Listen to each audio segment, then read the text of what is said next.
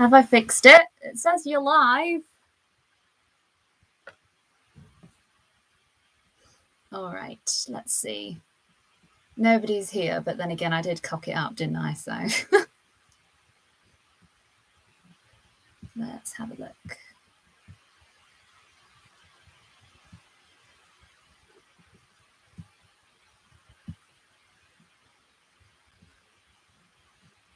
It's there, so let's see if anybody finds it. Or if I can maybe share it in the previous one.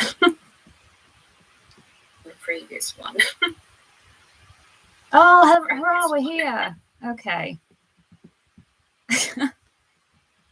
Sorry about that. Seems I selected the wrong thing and it wanted me to download an encoder, which I didn't know I needed to do. And I was hoping to just use the webcam on my laptop, which is what you're on, hence why we're a bit grainy. So, yeah, bit stressful start, but oh well. Hello, everyone. I'm so glad you were here. Happy New Year. I know it's a bit premature. I was going to have a bit of an alcoholic beverage, but I wasn't feeling that in the end. So I've got a cup of tea, but it's mulled wine tea. So I'm quite pleased with that. So it smells amazing. It doesn't quite taste like mulled wine, but the smell is very Christmassy. So thank you for bearing with me.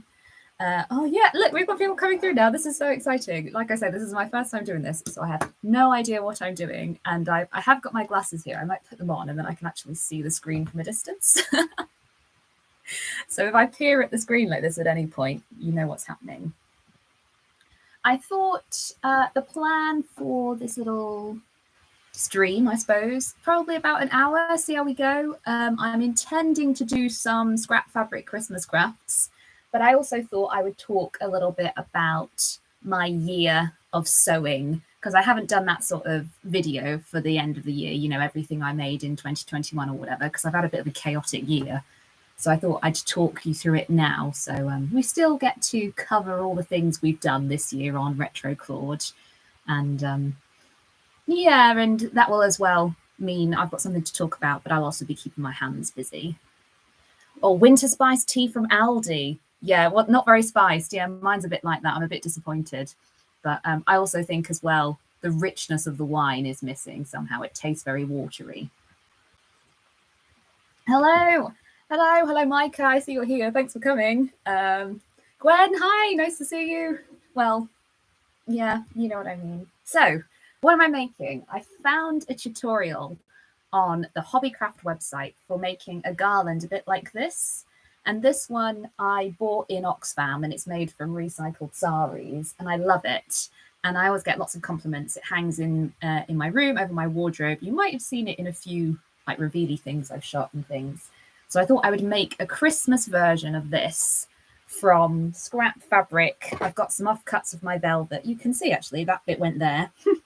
And I've got some of this left, which I think I'm going to use. And this is, I've still got some offcuts of my Yugoslavian print. Was it Yugoslavian? No, Czechoslovakian print that I made that 1950s. Hello, I've got some more people joining still. I tell you, this is really exciting. I feel like a proper content creator now. So according to the tutorial, which I have on my phone here, I basically cut circles of fabric, stuff them, and then gather them up and string them together. So I think that's what I'm going to do. I've got my, this is my template. So let's make a start. I'm starting with the velvet because I know it's going to be a nightmare to cut, and I want to get that out of the way while I'm still excited about this project.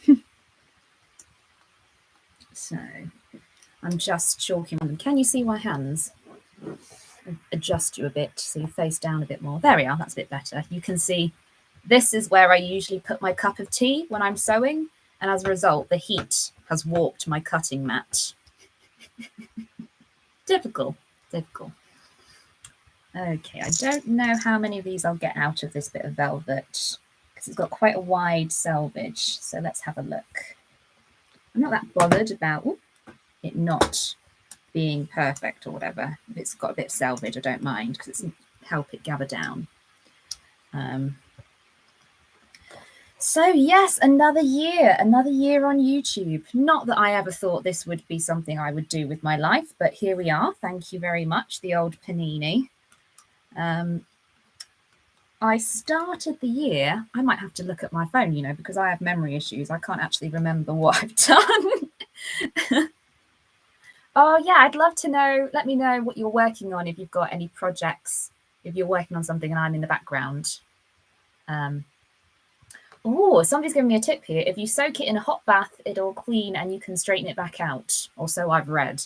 Well, I might try that. Oh, I don't have a bathtub though. That's annoying. Can't climb in and out of the bath, so I don't have a bathtub. But maybe I can soak it in like the shower tray. I don't know. But oh, thanks for that tip though, guys. I really appreciate it. So in terms of I've got 3 circles chalked on here. I don't think I'm going to get them any more out of that little bit.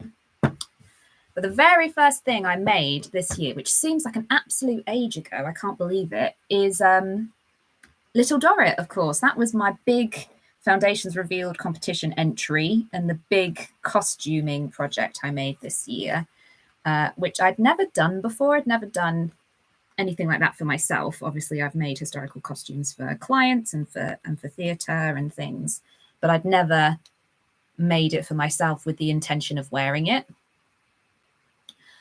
So that was a big step for me to like commit to that scale of project, particularly as well because I didn't know if I would ever wear it again apart from for the competition. Turns out I did end up wearing it, and we'll talk more about that later. But yeah, so I don't know, it was a really mammoth project, and I wasn't particularly well at the time, and so that affected how I felt about it, I think, and how I approached it. But it was good for me because it made me let go of a lot of perfectionism, and I did quite a lot of personal growth in my sewing in that regard this year, and, you know, sort of just let go and made things for fun. And that was a really valuable lesson, even if I don't wear that dress very much. So I'm just going to have a read about what you're all working on. Somebody's tacking down a facing on a 1930s slip, obviously. Very nice. Love of the 1930s slip. Viscose twill dress that you've drafted, extended from a blouse pattern. Oh, I love it. Oh, viscose twill is such a nice fabric to work with, but, well, such a nice fabric to wear and touch, but it can be slippery little devil, I tell you. So sounds beautiful. Knitting a summer top for a test knit. Oh, yeah, that's great. I don't have many summer knits. I should do some more summery knits, actually. That'd be fun. Well, apart from my bathing suit, of course. The Pietra pants. Oh, I don't know anything about Pietra pants. Is that the name of a pattern, or is that style of pants? Let me know, Elise, or is it Elisa? Sleeve number 1 of Susan Crawford's Quick Work in Thick Wool knitting pattern. Oh, yeah, I don't have any of those Susan Crawford books. I should get those. Neck roll cover and a hot water bottle. Small scraps. Ah, see, using up the small scraps. It's a good thing to do at the end of the year, I think. Short stays to replace modern undergarments. Modern undergarments are rubbish. Having worn stays now, I'm, you know, absolutely converted. And even in another one of my makes this year, that 18th century Cornwall dress, which laced up, and it was just faced with calico, unwashed calico. The support of that was so comfortable. And I'm thinking, why did we ever abandon dressing like this? This is really comfortable. So the Pietra pants. Oh, right. Yes. Closet core. I have made a few of their patterns, actually. Closet core. They're really good. Very good for post-Christmas. Yes. Howdy. Happy New Year, everyone. I've got my snowman mug. I don't know if you can see that. Big snowman fans in our house. Christmas tradition. Right, let's cut out some of these circles. So yeah, Little Dorrit was obviously this. I made so many videos about that, and of course I was so I had to rush to meet the competition deadline, and then I spent ages over the videos. I really procrastinated making them because I had a bit of anticlimax, really. I was like, oh, it's done. Now what? And I really didn't want to watch the footage of me struggling, because I had quite a few struggles with that project, particularly with the piping and things running out. I had a lot of fabric run out and piping run out and thread run out, and trying to get it delivered during the pandemic and everything was a bit of a nightmare. So yeah, it was kind of, I was very glad it was done, and I just wanted to leave it. So, you know, it took me a while to get around to editing those videos, but I'm glad I did. And that is, while that hasn't been a particularly successful video series on this channel, I am really proud of those videos. I made some sort of like editing decisions that I question, but when I look back on it, I'm really pleased with that project and I'm really proud of it. And it's quite symbolic for my journey on YouTube, I think, as well as a creator and what I want to do. And it was just nice to do something historical for a bit of a change, really, because that's what I found in 2020. I did a lot of mid-century projects, which I love and I'll never complain about doing, but I did all 20th century projects and I got really bored by the end of it. And I came into 2021 just not wanting to sew any vintage clothes, which is a weird feeling for me, just because I'd had to think about it so much more than I usually would. So after Little Dorrit, hang on, before I move on to the next one, I'm going to finish this circle and read a few more comments. So summer knitting, yeah, I'm a convert. Summer knitting sounds like a plan to me, Roman, because if it's too hot, when it's really hot, you don't want to be knitting woolly jumpers, do you? But I don't want to give up my knitting. Hello from Denmark. A linen apron for my dad. Chef's apron. Ooh. The serger. Yeah, the serger. My it's one of those things. Sergers or overlockers. Forgive me, I'll have to call it an overlocker, otherwise my brain will get confused. You have to like throw yourself in at the deep end, really get to know your overlocker, and then once you're confident with it, it's like, great, go. And suddenly the world of options, stretch fabrics opens up to you. And yeah, so I commend you. Is it Izab? I commend you for tackling the serger and getting to grips with it. Right, okay, so that's all of the velvet. Let's put that down there. Let's do a few. Sorry, you probably can't hear me talking to myself down there. I'm going to try and cut a few out of. This was supposed to be one of these down the front of this dress, but I cut it too narrow, I think. So it said on the Hobbycraft website, it said you needed 48 circles per meter of garland. But I think that was, they had them right next to each other and I want mine spaced out. So maybe we'll aim for 48 and see how we go. But I don't know whether I'll get all this done in this stream.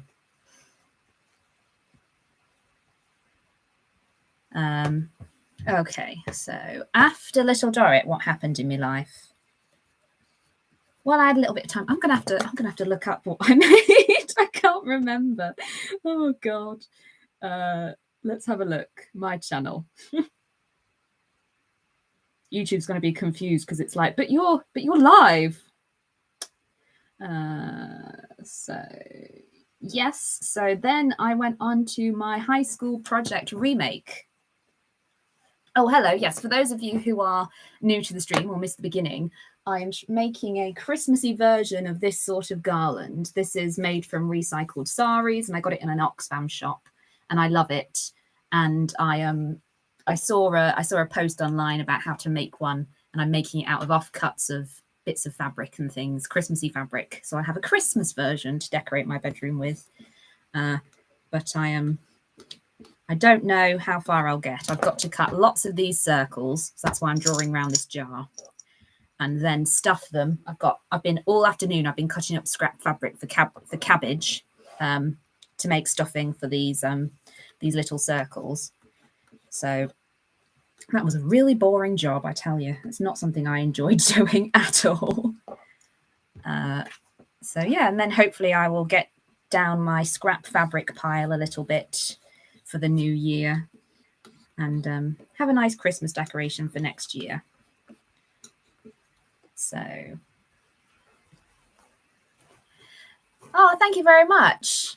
The High School Project remake was one of my favorite of yours. Yeah, I'm really proud of that series as well. And it's one of those, I thought it would do better and it didn't do that well. But then that's the way it goes sometimes. And like those people who have watched it, I've had really positive feedback from. So I think that's the thing. It's a good quality series and I'm really proud of it. Just because it doesn't necessarily have the most views on my channel, that's not necessarily a measure of worth, you know.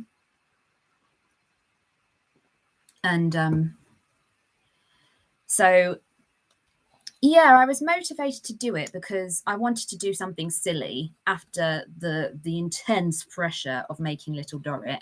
I just wanted to do something a bit fun, really, and have a laugh.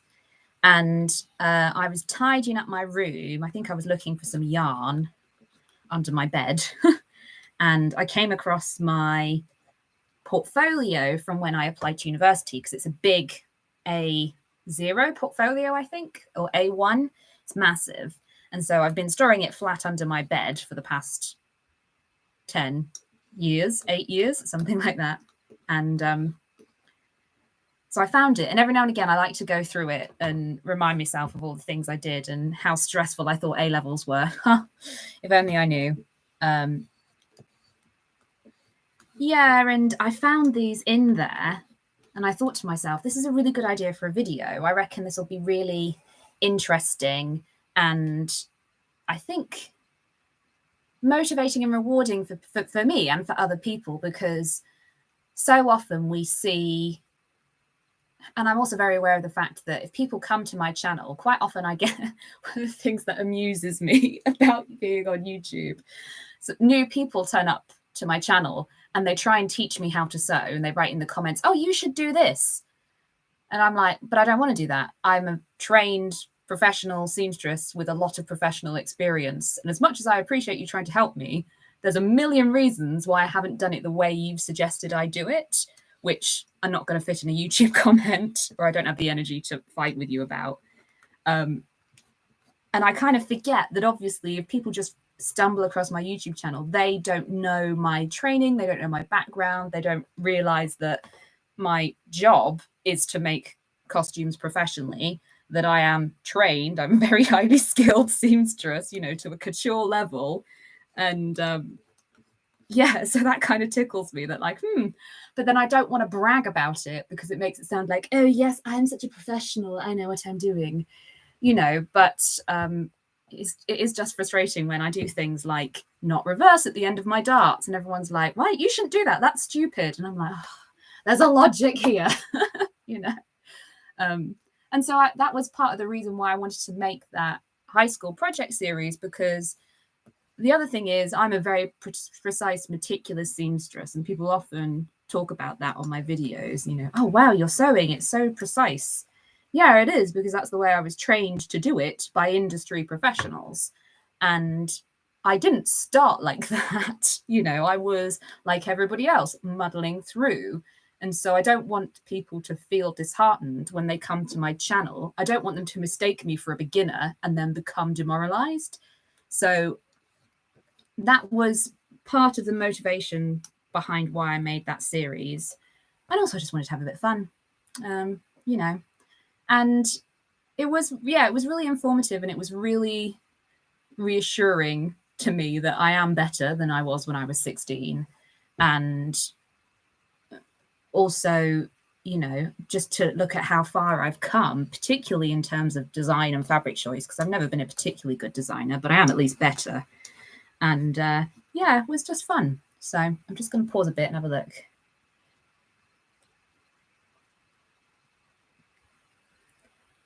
Yes, fabric cabbage. I realised I said that and I didn't explain. So this is my tin, which does not have lemon and ginger cake in. Sorry, Mum, I borrowed your cake tin. So I've been chopping up, I don't know if you can see that because of the light, all my scrap offcuts of calico and cotton, white cottons, because I was worried about them showing through. And they go really soft and fluffy if you cut them up small enough, and they kind of act like toy stuffing, polyester toy stuffing, but obviously without the polyester. So somebody's just given an ingenious tip. Use an overlocker, not threaded, to make fabric cabbage. Why didn't I think of that? You're a genius. Rebecca, you're a genius.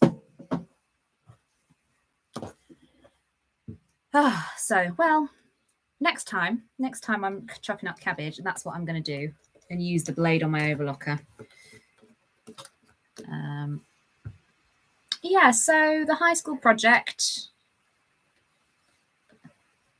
I wear that skirt. I wear the skirt more than I wear the blouse. The blouse is quite a statement, and it doesn't fit under things with sleeves that big. And I am quite a chilly person, so I generally have to wear a cardigan with things. So not being able to get that underneath a jumper or something is a bit of a hindrance. Will I get another one out of there? No. All right, let's start chopping these then. But the thing I've noticed, and this will be a theme throughout this live stream as I discuss my year of sewing projects, is submitting.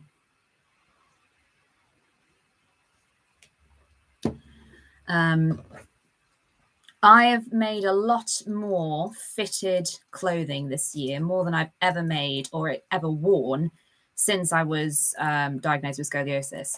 So that has meant I have had to confront a lot of uncomfortable, but not necessarily negative realities about my body, which is that it's weird, you know, it's not shaped like an ordinary body and things don't fit me the way they should. But that's been a good learning curve because I've been making better clothes. But one of the things that I never even really thought about that skirt, I put quite a wide waistband on that skirt because I wanted it to have like almost the effect of a statement belt. However, because of my rib cage is askew because of my scoliosis and my pelvis tilts the other way, on one side of my body I have a very narrow gap between the bottom of my rib cage and the start of my hips. And so I was thinking to myself, why is this skirt so uncomfortable? Because I made it to be the narrowest part of my waist, but the narrowest part of my waist is only that narrow for less than an inch, and it's 1.5 inches wide waistband. So it digs into the bottom of my rib cage on one side, and that's really uncomfortable. And it's not something I would ever have considered or realized unless I'd made a skirt and worn a skirt that tight and, you know, fitted before. So I am contemplating taking the waistband off that skirt and making it narrower because I really love to wear it. It's so beautiful and swishy. But, you know, it's not something I'd ever considered before, ever thought about. And now I'm glad I've done it because going forward, that will inform decisions I make about the clothes I wear and the clothes I sew. You know, there's no point making myself uncomfortable, is there? You know, and giving myself pain because of a too wide waistband if I can avoid it. So, yeah, so that's been interesting. That's one of the interesting, unexpected things to come out of that project. Let me concentrate on snipping this for a second. Let's see, where are we up to? Yeah, a pasta wheel. I did try and use, I don't very often use my rotary cutter. I don't often use these because I find I don't have the strength in my hand and upper arm to press down continually. But I did try with this, and I think essentially this is a cheap rotary cutter and the blade's really dull. So it wasn't very effective. But like one of those 5-wheel pasta rollers, you know, like you get for tagliatelle, to cut cabbage would be perfect. So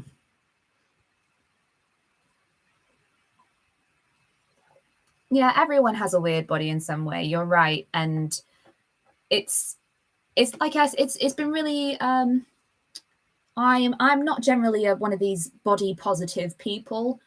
I find that movement incredibly ableist. Actually, I find it very difficult to take part in those sorts of discussions as a disabled person because nobody is willing to talk about how difficult it is to love your body if your body doesn't work properly. And there's all sorts of other feelings that come with having a disabled body that the sort of vanilla, if you like, white Instagram body positivity movement doesn't address. So I'm more, I suppose you'd call it body neutrality. My body is my body. It looks the way it looks. It works the way it works. And I just have to make my peace with that. And so sometimes, you know, you talk the talk, but you're faking it a little bit. This year, I realized that I'm actually absolutely fine with it, and I don't feel self-conscious about it anymore. And I think that comes from sewing my own clothes, because you have to be so honest, you have to be so brutal about what those measurements on the tape measure are, and this shoulder's really weird, and this hip bone's higher than the other one, and that sort of thing. So it's been very it's fulfilling, I suppose. It's really helped me accept myself a bit more, making my own clothes. So I really recommend it if you don't make your own clothes. Yeah, somebody here, Serian, have to sit with things that have been quite hard. Yeah, I've felt like that as well, you know. And it's not easy, and it's not fun to do, but once you get through the other side, suddenly it becomes a whole different relationship with your body, and I found that really rewarding.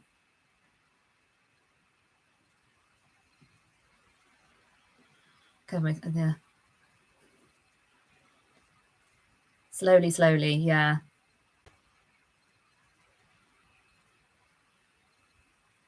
Tell my daughter. Oh,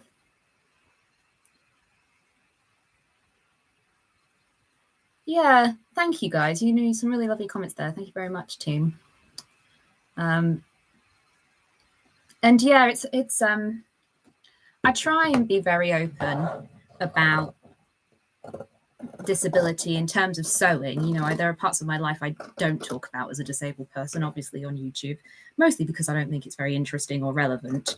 But sewing is a big part of my life, and it's a big part of my identity, and I want to be able to carry on doing it as a disabled person. And I think for so many of us who live with disabilities or long-term health conditions, making things helps bring meaning to our lives, when, you know, a lot of people would deny us that. So if I can encourage people to try sewing or try making or whatever it is, knitting, that's one of the reasons, that's one of the things that keeps me going, really, because in terms of making YouTube videos, I think I'll always sew. But yeah, being able to connect with people who have similar struggles and know that it's okay, because so much of what we see online is sanitized and not an accurate reflection or an accurate representation. So yeah, I try my best to be honest. Yeah, a body block. That's why I made my duct tape dress form, which is one of the other things I did this year, which I haven't made a video about specifically, but she is sat here. And you can see that was one of the most shocking things when I put her on the ground with the flat bottom and she tilted that way. I was like, I'm really that wonky.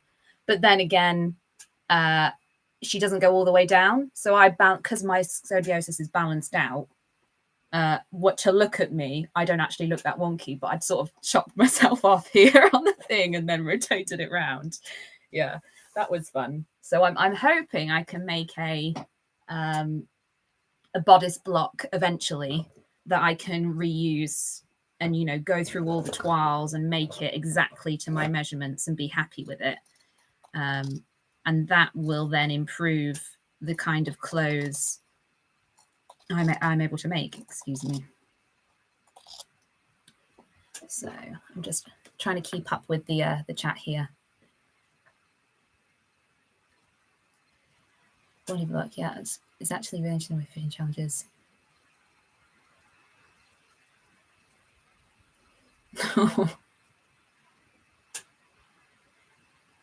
Call myself body resigned. Yeah. Yeah, and that's one of the other things I haven't talked massively about, changing body shapes, because obviously I know it can be triggering for people, but that's something I've experienced as well. My body changes shape a lot depending on medication, depending on how nauseous I'm feeling that week. And that's one of the realities of having a disabled body, which a lot of people don't admit or isn't discussed in other areas of the body positive movement. So this got lit quite serious quite quickly, didn't it? Sorry, team. Let me cut out this circle and I'll look up what I made next. It's I'm saying it's my memory issues, but I think it's just 2021 really, isn't it? Nobody knows what day it is or where we are. And it's that time of year. So yes, the high school project. Of course, I did a lot of knitting. We have another knitting video coming tomorrow if you're interested in knitting, so stay tuned for that. How am I doing for time? Half an hour. That's all right.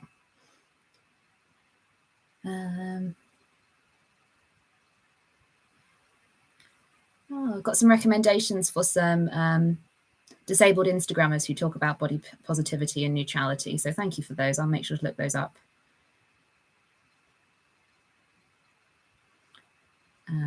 So let's have a look. I've just cut my finger. Robin Hood. So Robin Hood came next. So that was a really fun one. Again, I was not in the mood to do any other big costuming projects or big sewing projects really yet. After Little Dorrit Still, I wanted very easy wins. I also think I made a lot of things this year that you haven't seen yet, just because I've been too I was going to say lazy, but I try not to use the word lazy. I've prioritized other things than making the videos of things like that 1930s dress, which I've just uploaded, which has been really popular. So I don't know why I didn't post it earlier, but anyway. So the next video that came out was Robin Hood, which was part of this collaboration with this historical Disney project, which a lot of people took part in.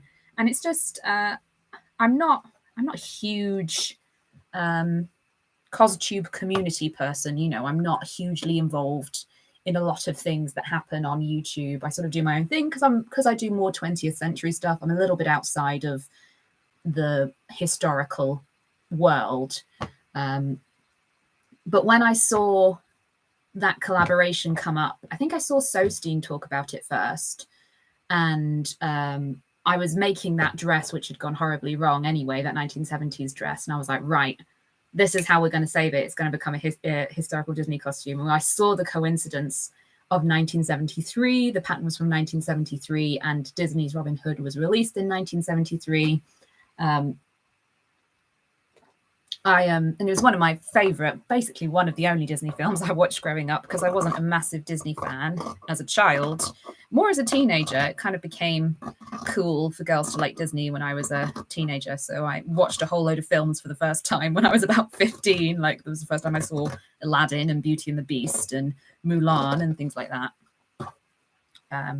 So yeah, another just silly project. And I wasn't happy with the fit of that dress. And I sort of made the reveal, and I looked at the footage and I thought, oh God, those darts are awful. I've still worn it. I've still worn it quite a lot, actually, as a little woolen pinafore. It's been a very handy wardrobe piece. And, you know, I made that hat to go with it and did a little bit more 1930s stuff. And that hat pattern, like, don't buy that hat pattern. Whatever that pattern was not good. Oh, it was available for free, but you can buy. Somebody's digitized it and made it a download, you know, like a lot of people do. It was not a good pattern. I do not recommend it. Right, let's do some spots. So somebody asked me what I'm making. I'll repeat again. This is going to be a Christmassy version of a garland like this, which I have over my wardrobe, and it appears occasionally in videos when I film in front of my wardrobe as a nice sort of neutral backdrop. So I get a lot of compliments on this. This one I bought, but I'm going to DIY my own version. I found a tutorial on the Hobbycraft website. So before I start cutting, let's have a look. Where do we get to in the chat? Jen Campbell, Nina Tame, and some others. Yeah. I'd really love instructions on turning a bodice block into a body form. Yeah, I'm hoping to do some more tutorial style videos next year. As always, I make these promises and then something happens with my health and then I can't follow through. But I love the Closet Historians channel, and she works with bodice blocks and makes her own patterns. And that's what I trained to do. And I love that kind of pattern cutting, to the extent that I prefer doing that to actually sewing. If I could just make patterns all day, I'd be really happy and never sew anything again. I'd probably be fine with that. So I want to do more of that pattern cutting side of things. It just requires getting around to it, and a bit more thinking on my part, which is part of the reason why I haven't done it. More knitting videos. Yes, one coming tomorrow. Love Robin Hood. Is your Bernina still on the fritz? Yes. So the story about my Bernina is I bought it secondhand for £75 off my high school when I was doing GCSE textiles. So that was 2009, and it was from 2005, that particular Bernina, that particular model, sorry. And essentially, we had one textiles teacher at my school who insisted on buying Berninas, and then she left. And the new textiles teacher came in, and she was like, why have we got all these expensive sewing machines? They're just, they're too complicated for students, particularly Key Stage 3 students who are not taking it as an exam. I realize that doesn't make sense to anybody who isn't British. So when you do, when you're at high school, you do the first 3 years, you have to do every subject, you have to try every subject. And then you, like in Harry Potter, when they choose their subjects for owls, that's what happens at high school in Britain. So you specialize, you choose which subjects you want to specialize in at 14. So you can imagine 12-year-old boys wanting to learn to sew with a very expensive Bernina sewing machine was a bit of a nightmare. So I bought my Bernina sewing machine secondhand for £75, and I used it occasionally because when I went to university, we had in the workroom, we had machines. We didn't have to use our own machine. And then I came back from university and started trying to work with my machine professionally, and realized it had this circuit board fault, and it was out of warranty by then, of course. And so I paid to have a new circuit board, and it's been fine. And then it's just exactly the same circuit board issue has happened again. So I've called my mechanic who originally changed the circuit board, and he was like, oh yeah, they burn out after about 3 to 5 years. Have you been using it a lot? And I was like, have I been using it a lot? Yeah, of course I have. It's like my professional sewing machine. I'm a professional maker. I use it every day for 8 hours sometimes. And yeah, they're not supposed to last that long apparently, but his recommendation is to pay and change the circuit board rather than buy a new machine, because this is one of the last ones that was actually made in Switzerland, and it's got a metal chassis, I was going to call it, body, and they tend to be plastic now, and so they're more likely for mechanical failure and motor failure and things like that. So that was his recommendation. However, he has a 10-week waiting list due to COVID. So I'm hoping to go somewhere else and get it fixed, but I haven't got round to it because I've been using my my cheap brother machine, which does all right, and it's got lots of features that my expensive Bernina doesn't. So yes, my Bernina is still out of action. I'm looking down here because it's on the floor down here. And yeah, so pray for old Bernie, I tell you. Let's hope he survives, because I do not want to be dropping £1,000 on a new machine, which is probably what I'd have to pay to replace that one, which I bought for £75, age 15. So that's the story of my Bernina. Let's hope it lasts. Where did I get to? You are my sleeve goddess. Yes, that is a really popular video, and I get loads of really positive comments on that video. I'm really proud of it. And it's like anxious me when I watch it back, which I do sometimes to remind myself what I'm doing with sleeves. Like me presenting, I hadn't found like my YouTube persona yet. I didn't feel comfortable being myself or whatever, and I look so wooden, which always makes me laugh. But yeah, it's a really I'm really pleased people like that video. I'm really glad it's helped a lot of people, because sleeves can be so tricky, and yet with just that little bit of extra knowledge about how they work, it can make such a difference.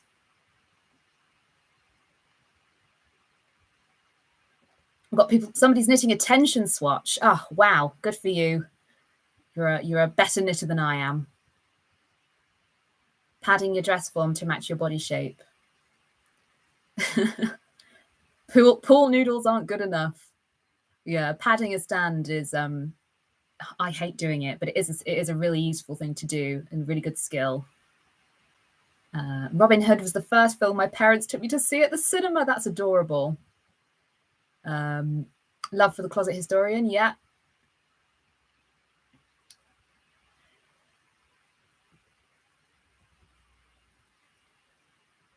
(11 to 14-year-olds, essentially. Yes, key stage 3. That's what we're looking at here. Yeah, talking about here.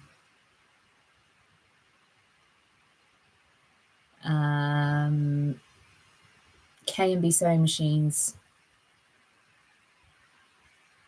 Oh, K&B sewing machines. I might look into that. Yeah, thank you for that. Thank you for the recommendation. Yes, because if you don't know, I live in the south of England, so I live like south central as opposed to like one of the out of the way bits. So I can get to London quite easily, but I'm not en route to anywhere else in the UK. So thank you for the recommendation. Knitted socks, finishing a pair of knitted socks. Yeah, I've had a huge round of sock knitting. More about that tomorrow. Oh, so my next video was the knitted bikini, which was part of Vintage Pool Party, which was hosted by Gwen, who's here hanging out with us. So thank you very much, Gwen, for hosting that collaboration. I had a lot of fun making that. And I had a lovely time on my holiday wearing my bikini. It's so funny. I felt really cool in that bikini on the beach. And then when I look back at the photographs, it looks so frumpy and saggy. I don't look sexy at all. It's hilarious. But I was really feeling myself. I was like, yeah, me and my knitted bikini. So it just goes to show, whatever floats your boat, really. Yeah, and that was my first experiment with making a knitted project video, filming myself knitting, talking about knitting, because I started my sewing videos mostly as tutorials. So my very early videos are a very detailed walkthrough of pin this seam together, sew this seam together. And so I wasn't really sure how to approach a knitting video like that, because it's like knit this row, purl this row, knit this row, purl this row. So it took a little bit of creativity on my part and sort of figuring out what to do, and a lot of research. I see Engineering Knits is here. I watched a lot of Engineering Knits videos, so thank you for the inspiration and the guidance. And so that was really fun to make and be a part of that little collaboration. And we had our little Discord server, so we could talk about vintage knitting patterns. Yeah, it was great fun. So if you haven't, like I say, Gwen hosted it. So if you'd like to know more about that, I suggest you go and check out Gwen's channel, because she has more information. And I also just recommend that you knit yourself if you're into vintage knitting. It was really fun to knit a swimsuit, so I highly recommend it.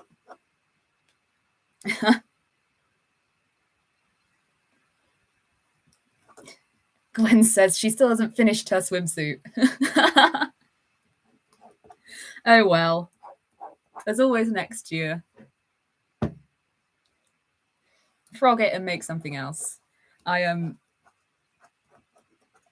talk about it in tomorrow's video, but I've recently bought myself a new 1940s knitting book, and it's got loads of patterns for knitted vests and underwear and things. And so I think that's one of the things I want to try as like a historical knitting experiment, is to try and knit one of these woolly vests and knickers that they wore, which seems so uncomfortable to me, really.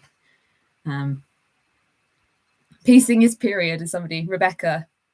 Oh, making a 1930s dress out of 6 blouses. Wow. Good. Sounds like a challenge. Good for you, though. That sounds like excellent use of some scrap fabric or repurposed fabric. So next in the year, I made that 18th century dress to go to Cornwall. So I did a lot of panic sewing for my holiday to make that dress, which was very stressful, but it was great fun to do. And that was a project that wasn't really that successful, but I learned a lot. So the finished result isn't perfect. I haven't worn that dress again, I must admit. That's partly because it's my own stupid fault. I put unwashed calico between the layers of the IKEA duvet that I used to make it, and then I washed it, and then the calico layer has shrunk and the cotton outer hasn't, so it's all gone a bit warped. So I might have to rip that one apart and make something else from that fabric. But it was a fun thing to do. It was a fun project, and it was the first time I've made something kind of for the point of a video. You know, it was the first time. Previously I've made things I've wanted to make and just filmed it, and whereas that one started with, oh, this would be a really good idea for a video actually, and sort of I retro engineered, is that what I mean? Retrofitted the dress to fit the video idea, I suppose. But yeah, I still hate the 18th century. I don't think I will ever do any 18th century costuming. It's just not my style. Cannot get excited about it at all. Pastels, ugh. I know they didn't just wear pastels in the 18th century. I'm generalizing, but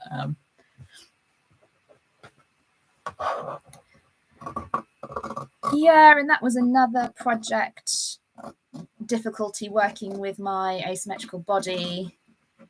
I also just really enjoyed drafting a pattern, which, because I'm mostly, just to save time and energy, buy patterns and sew them up, and I often as well don't even make a toile. I make my alterations on the fly. But you know, like I say, I am a trained seamstress, and I know how to fit clothes, and I know how to alter things. And quite often as well, in theatre and film in particular, you get a set of measurements. You don't get time to make a toile. You just have to cut it in the main fabric with big seam allowances and hope for the best. And so I am used to working that way. So when I buy a commercial pattern, I just tend to make a slightly larger size than I need, and know I'll be able to alter it to fit me.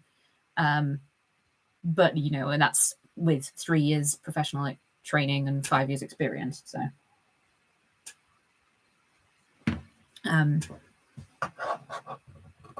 but yeah, so drafting that pattern, coming up with that pattern myself, and like going through Janet Arnold, which I haven't done for years,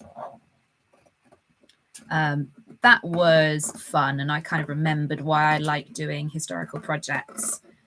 So hopefully we'll have a few more of those next year. I'm just wondering, I don't know, have I got my new edition of Janet Arnold down here? No. Never mind, save that one for another day. Knitting is like witchcraft to me, but you've still bought a knitting book off Marketplace. Maybe one day. Ultimate source book. Ooh. So is that a 1940s source book? Ultimate source books arrived here as an Xmas present. Highly recommend. Oh, well, I must look into that. Thank you very much. So yeah, that Cornwall dress. Of course, that as well was another, in terms of being disabled. I knew I was going to, when I went away on holiday, I would have to be in my wheelchair a lot, just because going away in places like that, tourist traps, they're so unpredictable in terms of accessibility, in terms of will I be able to sit down, how far is it from the car park to the venue, all that sort of thing. When you go somewhere you're not familiar with and you have limited mobility, sometimes it's like, I'm just going to be in my wheelchair and we'll deal with it, rather than try and get stuck somewhere essentially. Like, oh, I'm so tired and I've got nowhere to sit down. And so that was part of the concept, was making a historically inspired outfit that would work in a wheelchair around Cornwall without me getting too many stares, because people stare at me enough already. So yeah, I think it was successful. I quite liked the finished result. I might remake that, because it was kind of cottagecore style, which I don't usually do. So I might make something in a similar vein to that when I take apart that dress. Not a huge fan of the fabric. Whites on me, I'm so pale. Wearing pure white doesn't really suit me. Oh, somebody's knitting a vintage vest from the 1930s. Oh, drapier and softer on the skin. Oh, I remember that. West Yorkshire Spinners. Okay, thank you. Knitted hoods. Oh, okay, yeah, I reckon that's a good idea for a for a beginner 1940s project, and they look really cute as well. You look like a little pixie. It's great.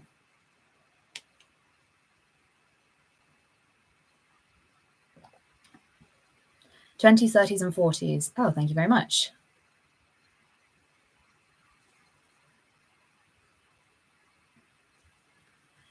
Yeah, I have. Somebody's asked here, have you ever wondered why we should pre-wash fabric when the industry doesn't pre-wash before garments are made and sewn?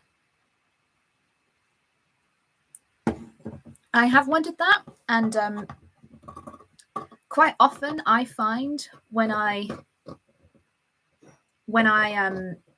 buy fabrics, if I pre-wash them, they don't actually shrink.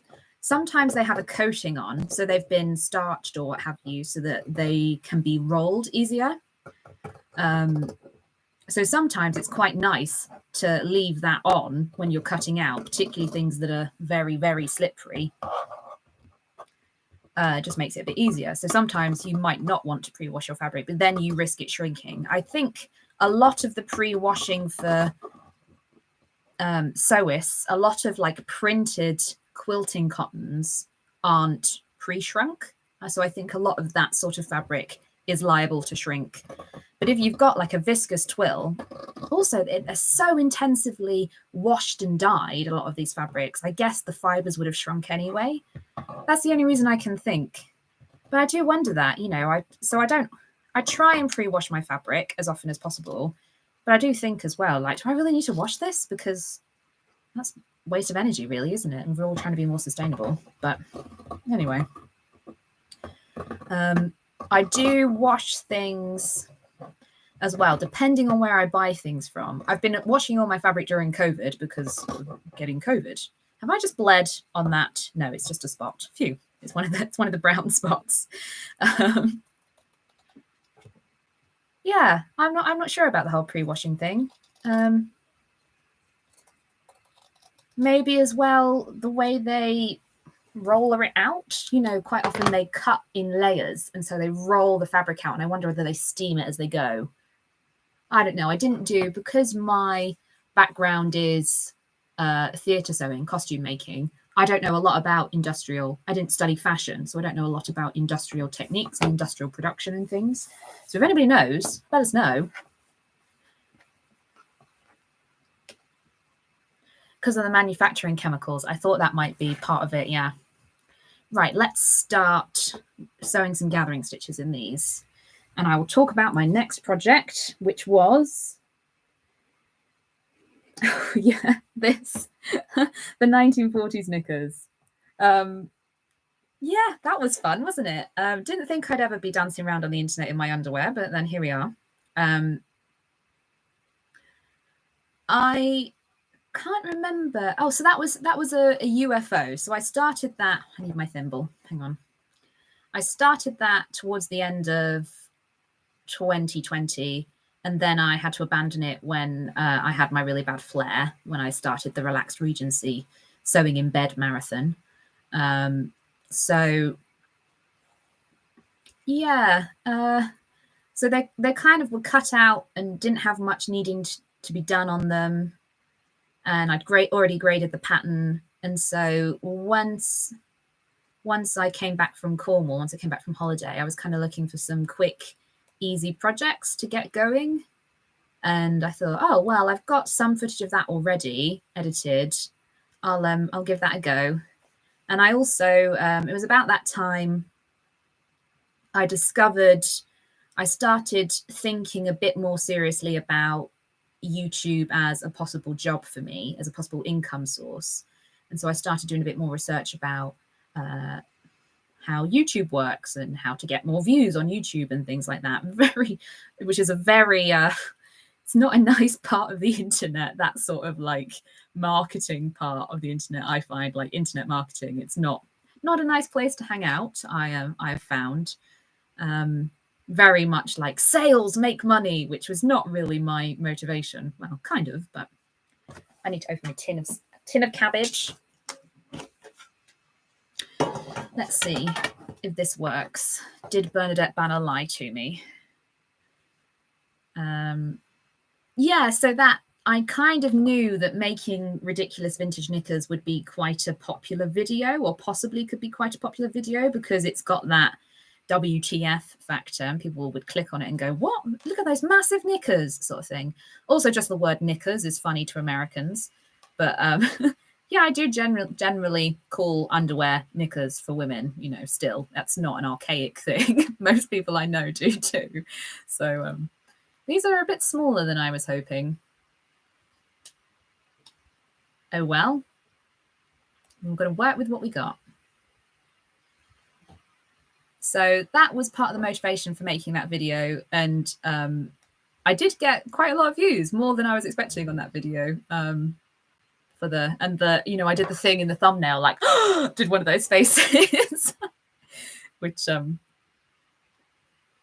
supposed to mean more people will click on it, but I don't know how true that is. That was one of these marketing gurus' top tips, you know. So I had fun making it, and I do, like I said at the end of that video, it is one of those things that as a historian, as a dress historian, I am really interested in what we can learn from actually wearing historical clothes that we don't get from mounting it in a museum or leaving it in a cupboard or whatever, or you know. And so recreating my own enormous knickers and wearing them, I also had to think about, for example, like I was going to wear tights. I was going to wear tights in that video, and then I was like, but how do I put the tights on? I'd have to put the tights under the knickers, and that didn't seem very hygienic to me. So yeah, and so it like made me realize, like, well, of course they wore stockings and suspenders, and you wore your suspender belt around your waist under your knickers. That makes more sense, and that's why they had long knickers to cover that gap in their thigh. You know, it sort of was a bit of an experiment, and everything started to fall into place in my mind then. Is YouTube going to ban me for saying the word knickers so many times?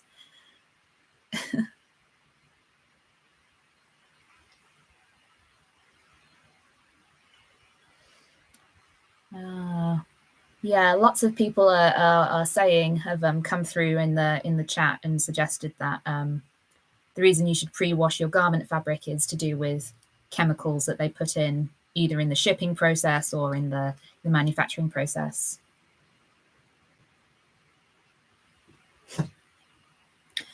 Yes, those the thing about those vintage knickers, of course, those great big plenty who say far worse than knickers, yeah. I made that 1930s pair in that viscose, and they were really slippery, and so making them in the cotton was quite nice and stable.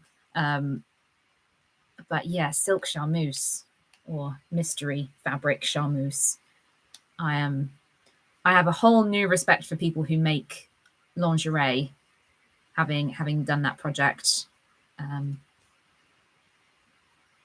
because it was intense. French seams and everything, you know, and cut on the bias, and oh yeah, a lot of drama.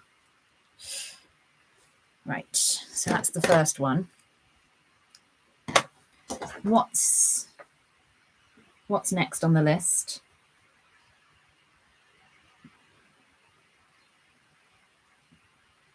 Oh, more knitting. I had another knitting video then, and that Budlier blouse, as I called it, because I put it on Ravelry. Ravelry like you to name your patterns something not keyword based, you know, so they don't want you to name it 1950s vintage blouse or whatever, lacy vintage blouse. They want you to give it an arty farty name. So I that pattern that I graded up, that knitting pattern, I did the photo shoot in my back garden and in front of a Budlier bush. So all the photographs had Budlier in the background. So I was like, well, we'll call it a Budlier, a Budlier blouse. Not that the flowers look anything like Budlier flowers, but so yeah, that was another sort of experiment in a different field, grading up knitting patterns and making them available for you, because you know, vintage knitting patterns, they only come in one size, and that means a lot of people can't make them. You know, if you're don't happen to be 34 bust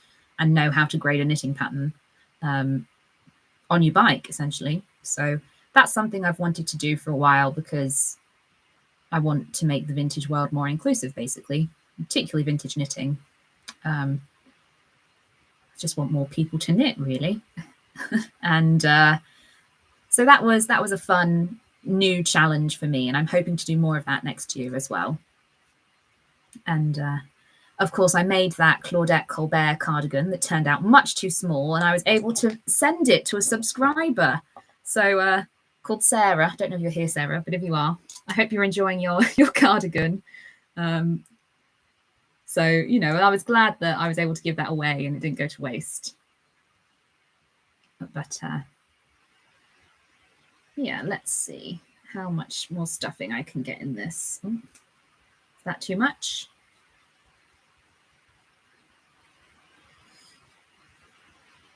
I think that will have to, could have done with a bit more in there. So yes, I realized I didn't show you close up. This is my first little ball that I've been making for my little ball garland, but it's quite a lot smaller than the other ones over here. So I feel like Hobbycraft lied to me. I needed my template to be bigger. They said 2.5-inch diameter. I would go bigger than that if you're trying one of these. Is anybody going to make one of these? I don't know. based on this video, probably not.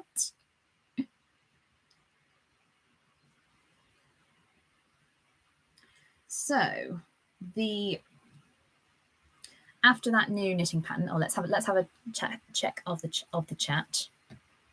Oh, somebody's finally joined their second sleeve to their cardigan. Well done. Well done, Bookcat.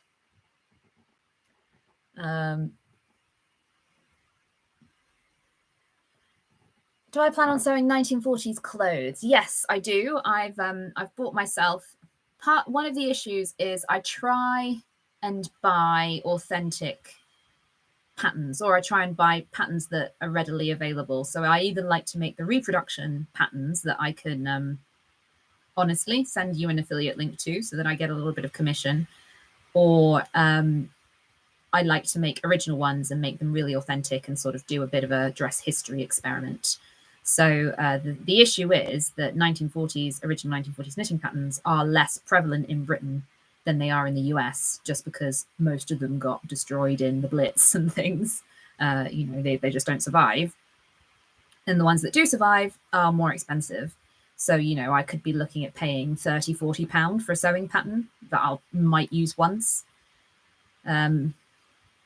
So I have a few, and I've collected a few, and I've been lucky in a few Etsy, you know, late night Etsy stalkings and eBay sales and things. So I want to do more 1940s content next year and make some 1940s dresses and things. I've got a pattern for a 1940s suit, which I'm very excited to make. And I'm hoping to make it out of an old men's suit in a very make-do-a-mend sort of way. And I've got wool crepe to make a 1940s wool crepe 2-piece dress, that sort of thing. So there will be more 1940s stuff coming because I did do most of my vintage sort of stuff that I did when I would do the whole shaboodle wet set, high heels, stockings every day. I did mostly 1940s when I had long hair. So I do really love that era. So I do want to do some more of it. But having recently discovered the 1930s and now I have short hair, it sort of suits me a bit better. I've been focusing more on that, but more 1940s stuff to come. Nothing wrong with the word knickers. I agree. The arty names make them easier to search, though. Oh, yes, the knitting patterns. Yes, I agree. They do make them easier to search. But I hadn't realised that that was what Ravelry demanded of you, if that makes sense, as a pattern designer. So I was completely unprepared. And I was trying to upload this pattern in time for the video to go up. And I was like, oh, I've got to come up with a name, you know. So I was like, Budlier. Let's call it the Budlier blouse. Perfect. Sorted.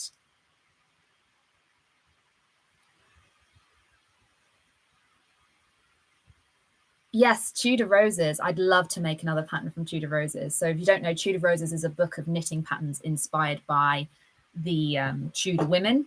I was going to say the wives of Henry VIII, but it's more than that. It's his mother and sister as well, and daughters, by Alice Starmore. I think that's right.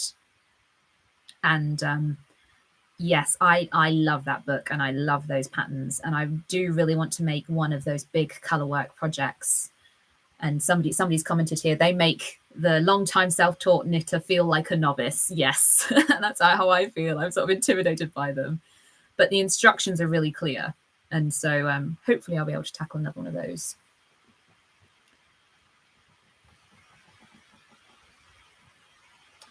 Somebody's going to make the Buddleia blouse. Oh, that's wonderful. Let me know how you get on. Yeah, more of a summer project. I agree. Nice summer knit. And it's instructions for cotton too. So if you have crochet cotton to use up. Spring garland. Might have to make one of these. Oh, wow. Yeah. Some people are going to make this style of garland. Well, it's quite easy and therapeutic, I must admit. Oh, hello. Welcome to the stream. Got a few new people joining us.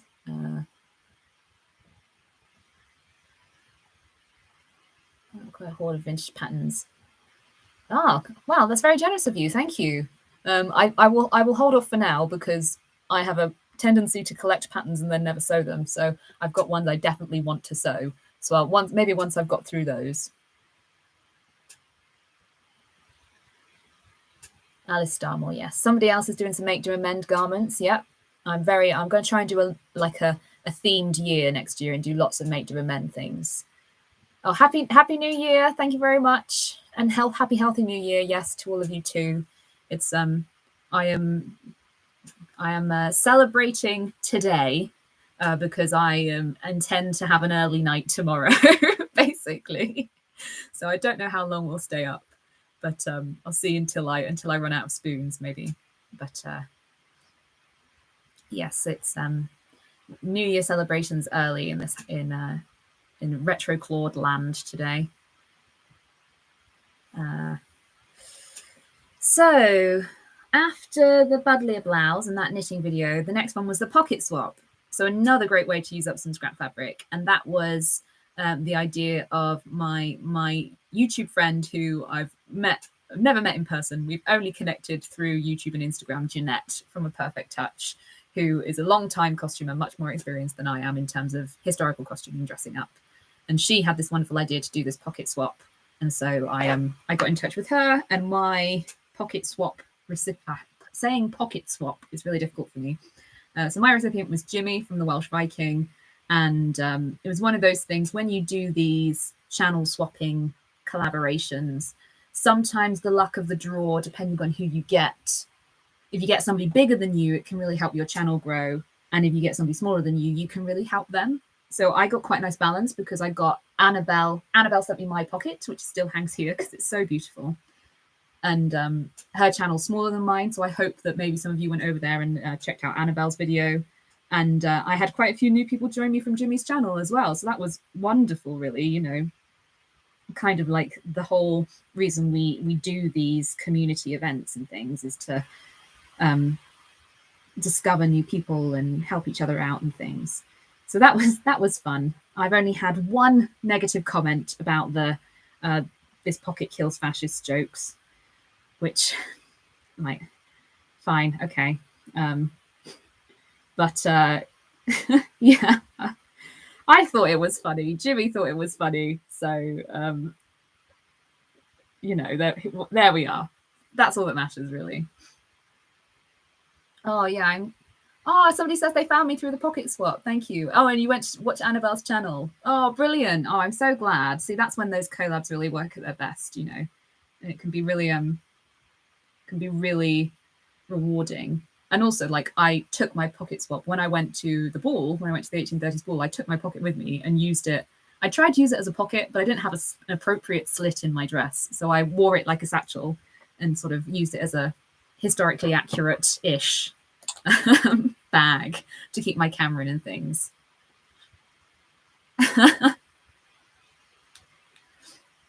Oh, and some of you went to Jimmy's channel as well.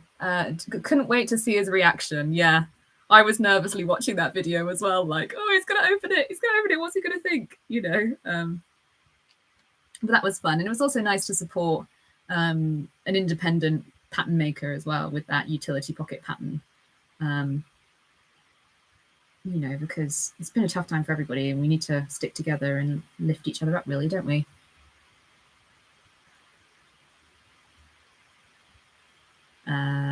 yeah, and as well, that was nice to go through my scraps and sort of reflect on everything I made, and try and find things that Jimmy would like that weren't slippery floral rayons, which I'm sure he would have been fine with. He's not exactly like a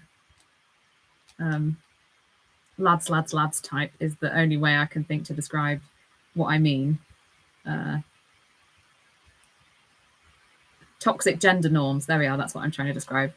But at the same time, it's nice to be able to give, if you're giving somebody a gift, it's nice to be able to give them something that they will actually like and use and wear. So, and I had great fun doing it. I had great fun watching everybody else's videos, and you know, doing a bit more of the community side of things, because like I say, I'm quite often over here on my own making 1940s things or 1930s things and knitting. The quintessentially English reference. Yeah, lads. I hope that makes sense to everybody. I realize I get a lot of, the majority of my audience, YouTube tells me, are in the United States. And so I was not anticipating that when I started being on YouTube. And so now I'm suddenly incredibly aware of how British I am whenever I turn the camera on and I talk about things. And I'm like, oh, wait, nobody will know what that means if they're American. So I'm glad to see we've got a few Brits in my audience as well, though. Make me feel less like a weirdo. Right, so have I only done 3? I've only done 3 of these, and we're at 1 hour and 10 minutes. I was a bit ambitious with my crafting plans, I think. We're not at the end of the year yet either, are we? So, oh yeah, so then I had my little 1930s series, which again was kind of half started last year. So it was nice to come back to it after not being able to work on it for a little while. So I made the slip, I made the hat, and then I made the dress. So bizarre order to get dressed in, I suppose. I'm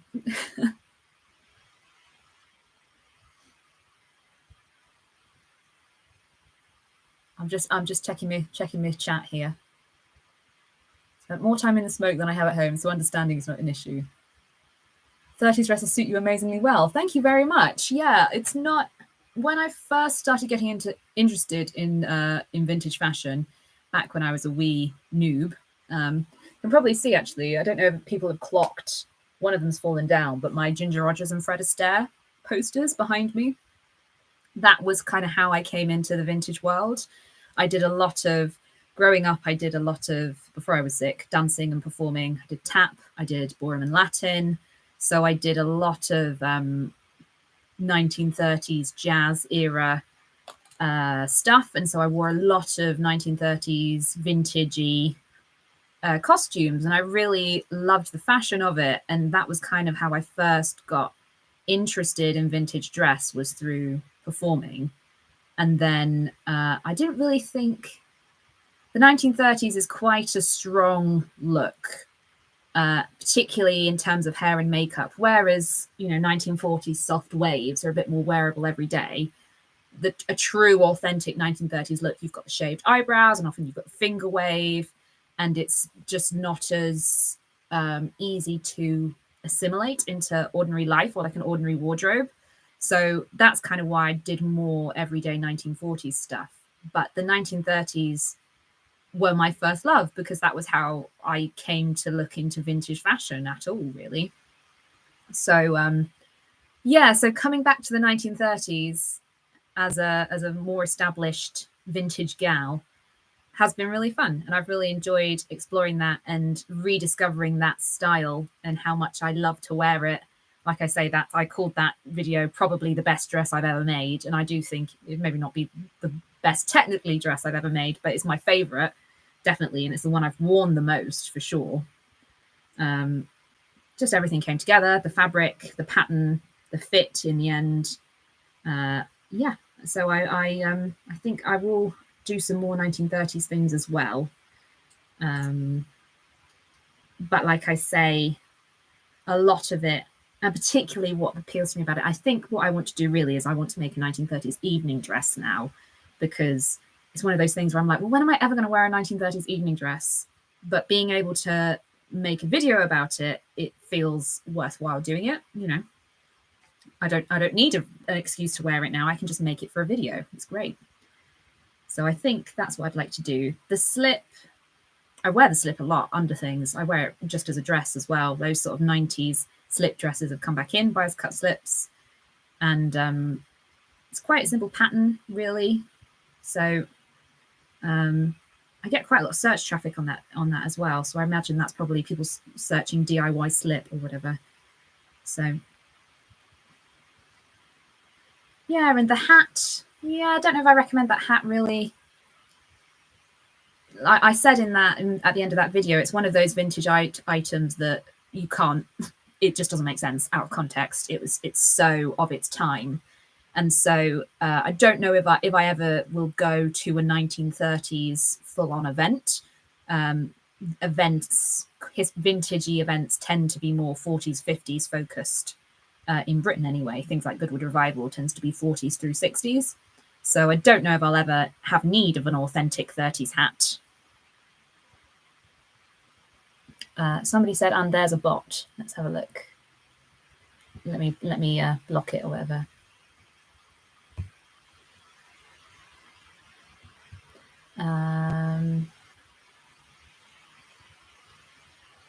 Hide user, that should do it.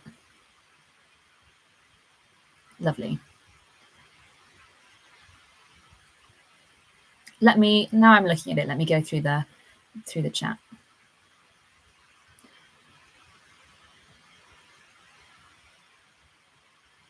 Oh, so I'm making a Christmassy version of this garland. You should look at it so I can grab it, which is made from scrap fabric, and I'm stuffing it with my cabbage offcuts. So I'm not only going through some scrap yardage, but also using up some cabbage as well, although it's going very slowly. So I don't know if I'll get it finished. I've got 3 of these little things so far. Totally get the slang. Good.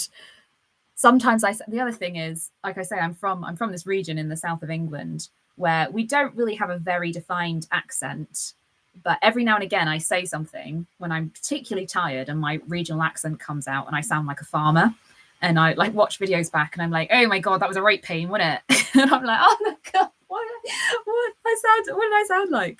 So that's the other thing that makes you become self-conscious of when you have to listen to yourself over and over again. So I always am worried that people are going to be like, huh? What happened to your voice? And they expect me to be this prim RP type person.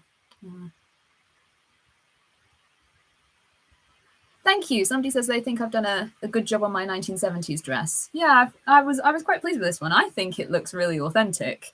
And I based it off an original dress. But I did get quite a few comments on my Gunny Saxsmith video, which were like, no, you've got it totally wrong. The 70s weren't like that. I was alive in the 70s. I'm like, well, this was an actual dress from the 70s that I've copied. So maybe it wasn't like that where you were. Fine, fair enough. But can't really argue with that. Yeah, I think 30s does look, with modern hair and makeup, it can look more wearable. And you don't have to do the full look. Yeah, you're right, team. And I think that's what making that the best dressed I've ever made dress, that's what I've discovered really, is that actually it's quite a nice, I don't need to, and that is nice as somebody with limited energy. I can wear that vintage dress and I don't need to do a wet set. I don't need to overline my lips, which was a big 1940s makeup trend, which I very rarely do anymore because my hands tremble so much and then you end up like this. Yeah, so and I think one of the brilliant things about being alive in the 21st century is that you can wear whatever you like and nobody really looks twice. So people always think, if people describe me, they always say I'm like really dressed up all the time. I'm really formal in the clothes that I wear. But I think that's just because, you know, I like vintagey dresses, and yeah, I wear dresses and that counts as formal these days. Hello, Kathy, and accidentally Steve. I always see your comments and that always makes me laugh. So nice to see you.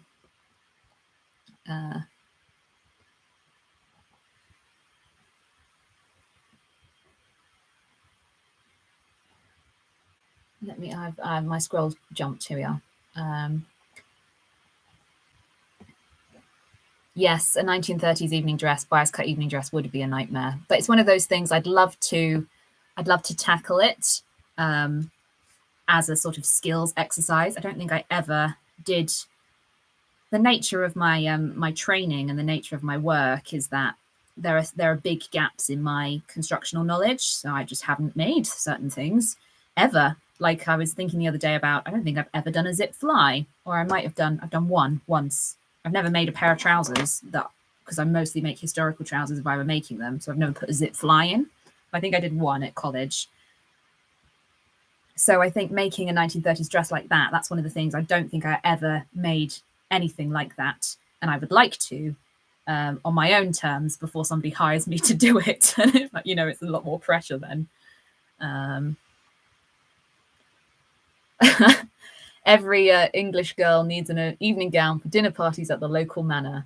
That concludes in a murder mystery. I don't know. I don't think I've ever been invited to the local manor. Not posh enough, really, unfortunately. But yeah, I want one, so I'm going to make one. That's the beauty of being self-employed and doing YouTube, really. I get to decide what I make. Doesn't matter if I never wear it. I've got some fabric in my stash that might do, actually, some silk fabric. I might try something stripy for the evening gown, like Nora in The Thin Man. Oh, I'm not sure. I'm not familiar with The Thin Man. But maybe something stripy, maybe something floral, you know, something definitely. Hang on. It's Janet Arnold here. My very expensive copy of Jean Harriet. Oh, nearly died then. Paid a lot of money for that one. Oh, this is one. What am I doing? Where's two? Not here.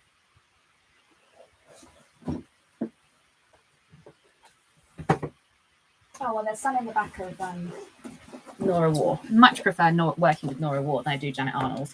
One day I will make a video about this, about Nora War's superiority to Janet Arnold, and it will just be me on my high horse and nobody else will agree with me.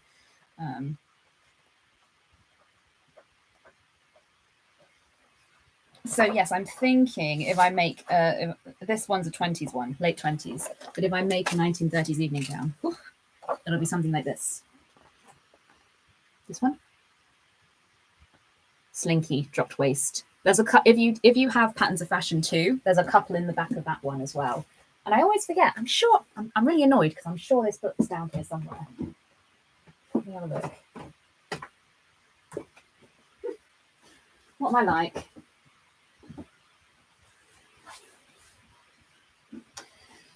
Nope, it's not. But if you have a copy of Patterns of Fashion too, there's some 1930s and 40s ones in the back of there. So it will be something probably like that. From the West Country. Yeah, I'm not quite the West Country. Could be Portsmouth, yeah. Somebody knows my ends. Fake rhyming slang, yeah.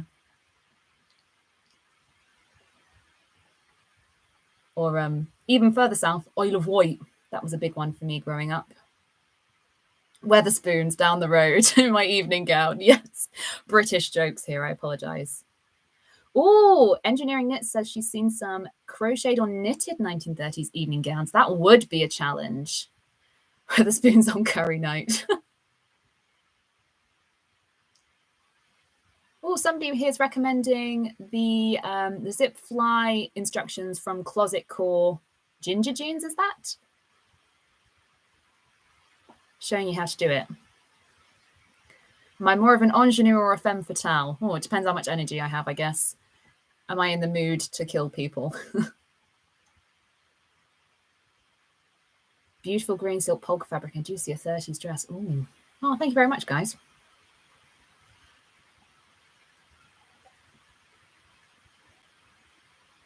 Oh, well done. Well done, Jennifer, for listening to your body. Isle of Wight. Oh, I've got a local friend here, so we're having some South Coast humour. Evening dress, just ooze done specifications. Yeah. So the 1930s project, yes, the hat, not so great. The dress, great. The slip, wonderful wardrobe staple. We're nearly there. The gunny sacks dress. Oh my gosh, yeah, the gunny sacks dress. It was one of those. This dress and that collar. I was really excited about this design. I really thought it was going to work. I kept putting it on the stand. I kept looking at the photos, and I was really chuffed with it. And it was coming along. And then I tried it on, and I hated it. And it's just one of those things. I don't really know why. I was just having a bad day, I think. And I think part of the reason was, and I said in the video about this, oh, I don't think I need the collar stand. I just think I'll put the collar on flat. And then I convinced myself I needed to put the collar stand on. And I can't remember exactly why I convinced myself of that, but I did. And then I was like, why did I do that? I'm such an idiot. It looks terrible. I should have just trusted my instinct and done what I thought was right in the first place and just put the collar on flat. And now I've ruined the dress. Of course, I hadn't ruined the dress, but you know, it got a little bit snowbally and things were spiraling out of proportion. And yeah, it was so dark. I genuinely, I've not felt that sad about a sewing project in a very long time. And yeah, I was really in bits about it, and my mum literally had to be like, Claudia, it's a dress, calm down. And I was like, okay, yeah, fine, yeah, you're right, mum, I'm sorry, mum, you know. A real moment like that, a real wobble.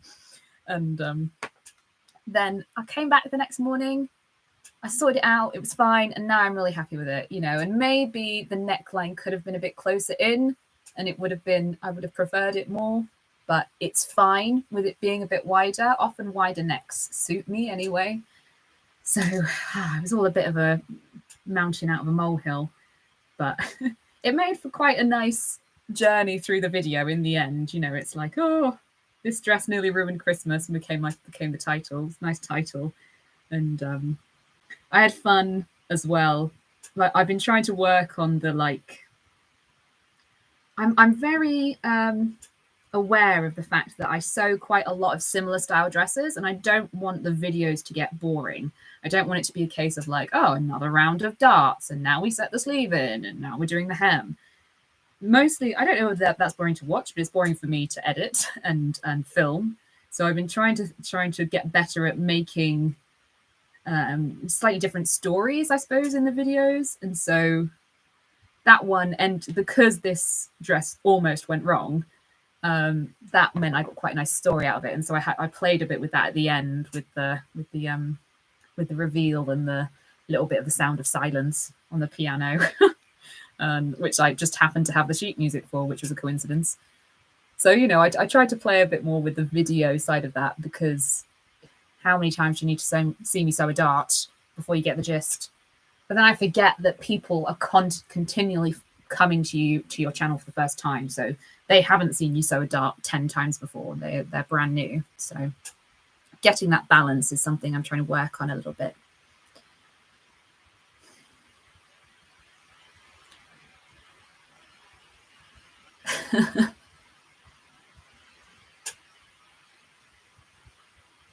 Have a nice end of evening. Yeah, it's 9:30 where I am now, so don't worry if people start dropping off. I think this is the last video of the year, was this one. Oh, well, there's one going tomorrow, so maybe I'll talk a little bit about what to expect tomorrow, and maybe we'll do a little bit about things I want to do next year. But then I think we should probably call it a night before it gets a bit too late.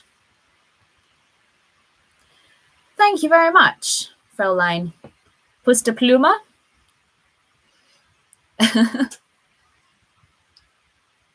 Yes, I'm really pleased with it, and it's a bit too Christmassy to wear any other time of the year, I think, but it's nice that I can wear it. I've worn it several times. I wore it on Christmas Day, and I wore it. We went to a local Christmas Carol concert, so I wore it then, and things. You know, I have worn it several times. I wore it to my knitting club, the last one before Christmas that I went to before Omicron. So, you know, I have, despite the fact that I was really in bits about it, I do really like it. I think it's really cute, and I wear it a lot. The only issue is this sash I'm not entirely happy with, because it ends up creating quite a big knot, at the small of my back, and then when I lean back on a chair, I get this big hard knot pressing into my back. So that's why it's tied at the front today. So maybe I'll do something else with that. Won't be too weird. Or I can just tie it at the front, really, can't I?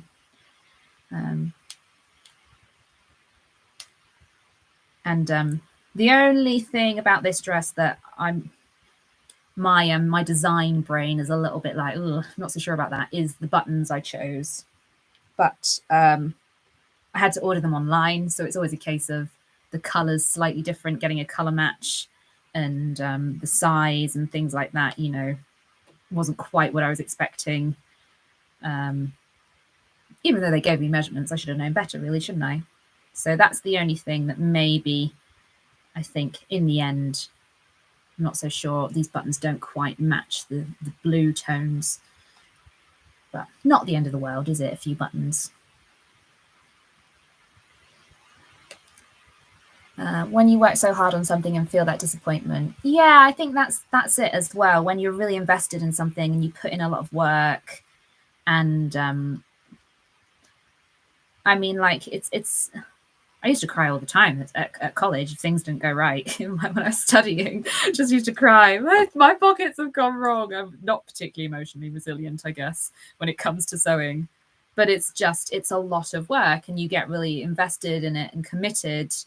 And particularly when it's something you feel you ought to know how to do. I think that's part of it. That was part of it with this collar, because I felt like I'd already said, like, oh, I don't think I need the collar stand, and then I did it anyway. You know, I felt I was mostly angry with myself, like, why didn't I trust my instincts? I should have known better. That was most of it. And so that sort of thing can be very frustrating. And we all go through it. We've all been there, you know, and it's the time, and it's the money, and it's the energy for me as well. I'm going to put these to the side and make a few of these other ones, I think. So yeah, can be frustrating. Oh, hi later. Hi, Rebecca.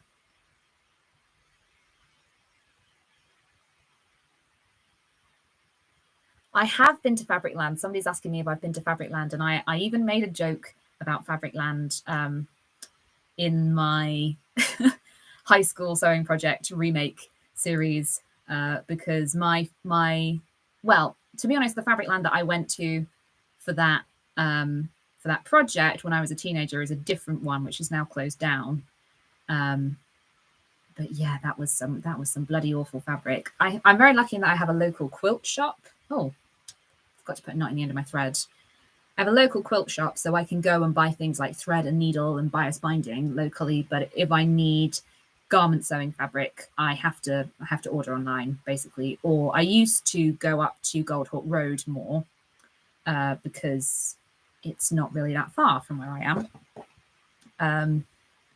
Well, it is quite far, but I have a lot of friends in London, so I would quite often make a day trip and go to Goldhawk Road and visit some friends and things like that. But obviously that hasn't happened with the pandemic. I'm very glad to see, though, that a lot of those shops have survived the pandemic. I was really worried about quite a few of the families there.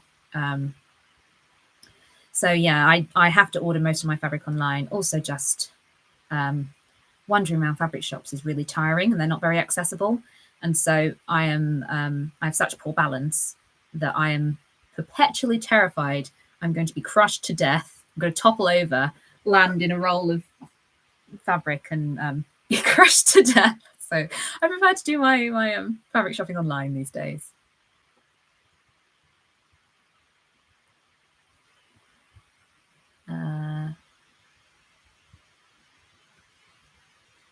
Yeah, repetition is generally less boring than you think it is. Thanks for that. I'll bear that in mind. Yeah, so I try and keep it interesting, and obviously, depending on the project, some things go wrong and some things go right, and that keeps it interesting.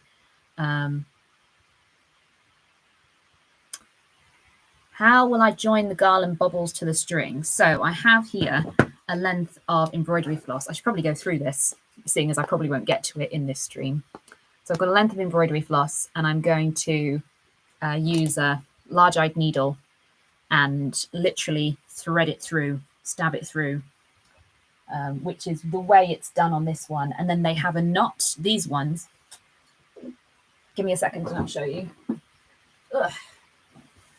These ones have a knot tied every now and again so that you can't slide them further than between the knots.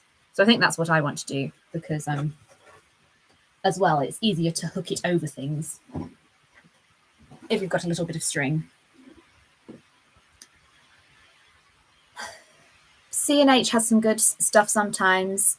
Yeah, Pound Fabrics and Ammo Threads. Yeah, there's some good recommendations there. That tends to be Pound Fabrics. I get a lot of my stuff from Pound Fabrics, particularly if it's just calico, muslins, things like that.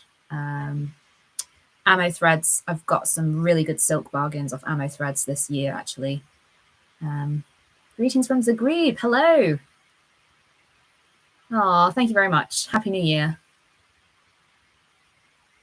Yeah, I think some Chaz says in the US, everyone took up crafts during the pandemic. Yeah, a similar thing happened. But places like in a lot of independent fabric shops, particularly the ones that have ties with India, a lot of those I think went under because they're dependent on, they don't have an online presence. They're dependent on footfall traffic. They're dependent on things like outdoor markets. So because obviously of the demographic of, we have a lot of Indian people in Britain, essentially. And so we have a lot of connections with the Indian textile industry, where most of the world's textiles are produced.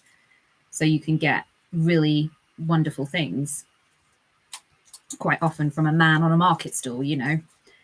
And that sort of side of the fabric industry, I think, really suffered in Britain. The sort of wider quilt side of it was fine, did all right, you know. So I'm very pleased to see that a lot of the ones on Gold Hook Road are still there.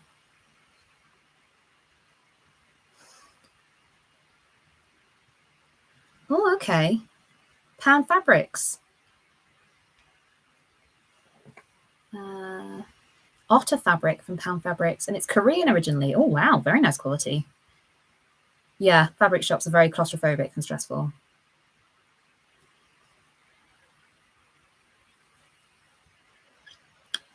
Do you have to get some specific fabrics for your makes, or is it more of a case of what you can get hold of? Yeah, I tend to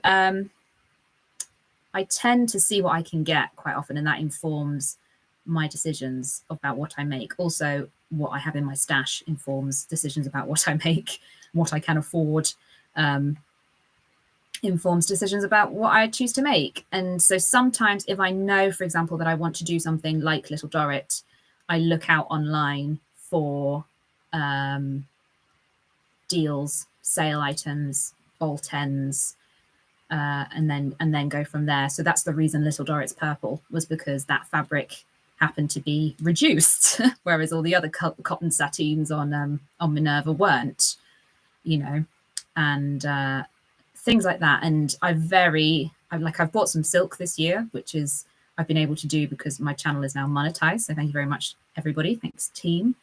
So I'm hopefully going to do some use silk for the first time.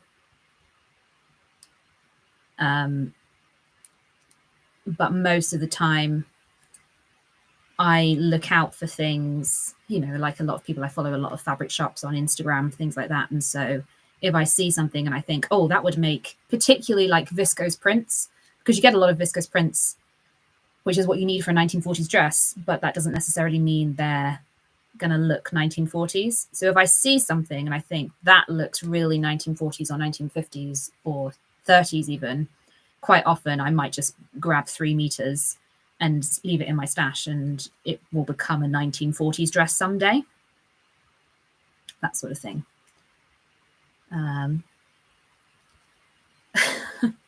Yes, we've got a few comments here about the accessibility of sewing shops, yeah, which is a big part of why I shop online so much.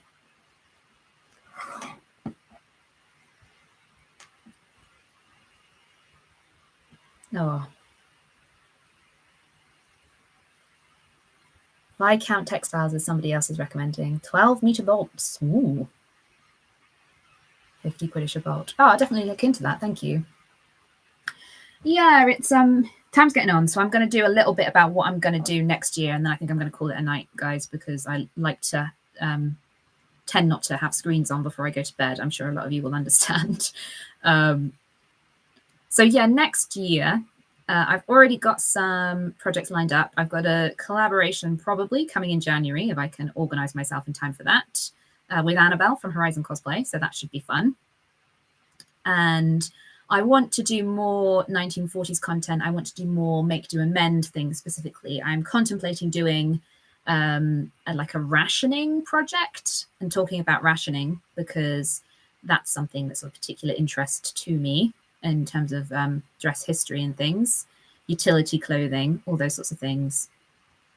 So I have this 1940s suit pattern. So I want to make a 1940s suit out of an old men's suit, like a lot of people did, because yeah, it's sort of motivated by sustainability, sort of motivated by, oh, I've run out of thread, I'm an idiot. So yeah, sort of motivated by sustainability, sort of motivated by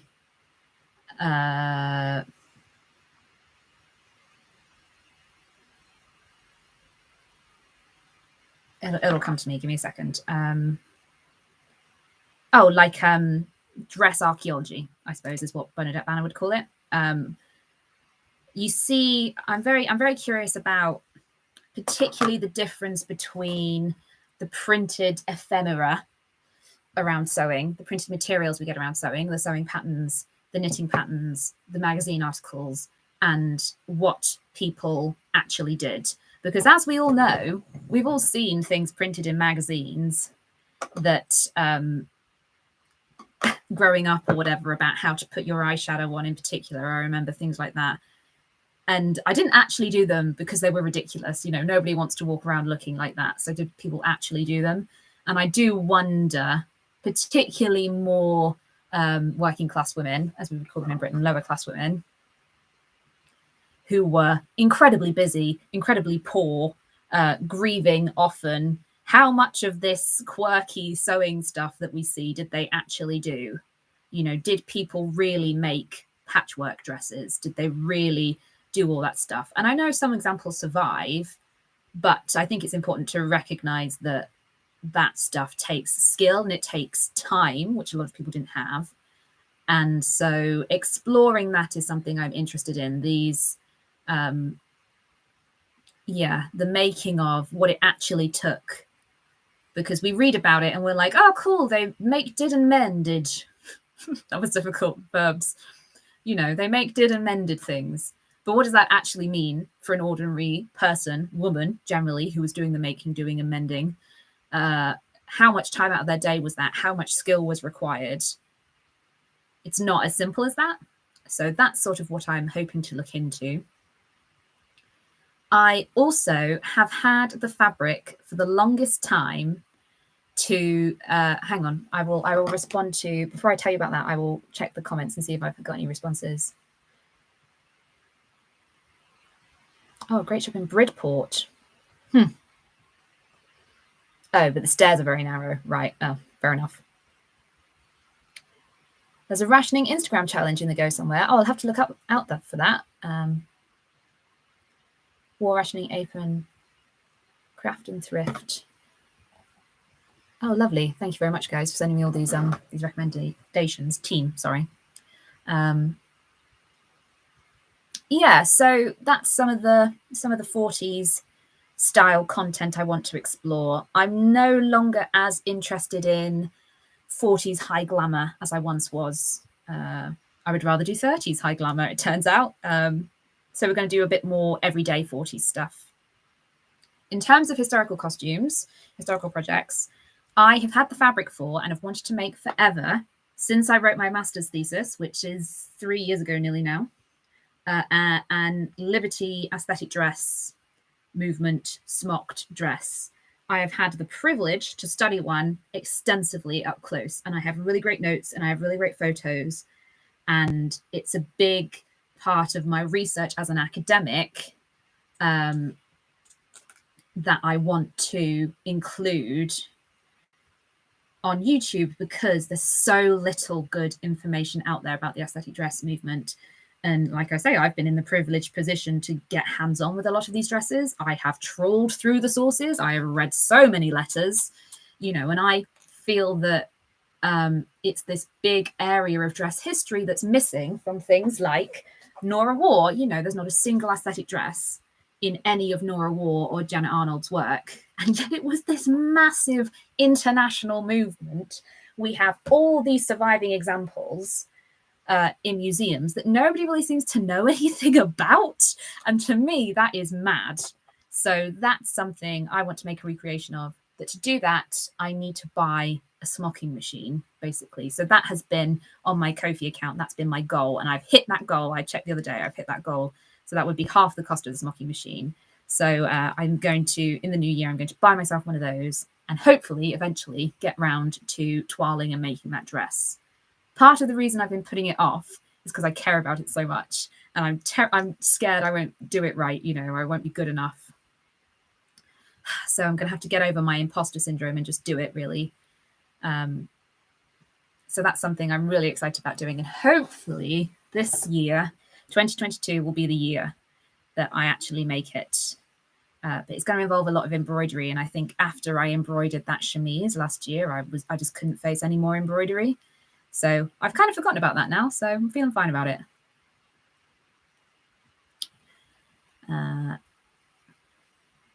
Right, I'm coming back to the chat here.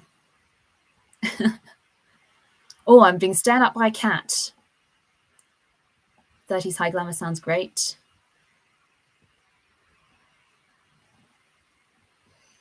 Yeah, somebody said here, 600 children. Wow, that's a lot. Their grandmother during the Algerian War did a lot of make do amends, but they weren't well made because there were so many to get through. That's the sort of thing I'm interested in. It's very easy to do it in a nice sanitized academic environment, but when you physically couldn't get things and when you had all the other stresses of life, it completely changes the way we make things. Oh yes, I mentioned my master's thesis there and then just glossed over it. Do I still need funding for the smocking machine? No, I don't. The target has been met. So thank you very much for your generosity. I really appreciate it, everybody. It's been, I couldn't afford to buy it without you all. So I really appreciate it. The aesthetic dress movement.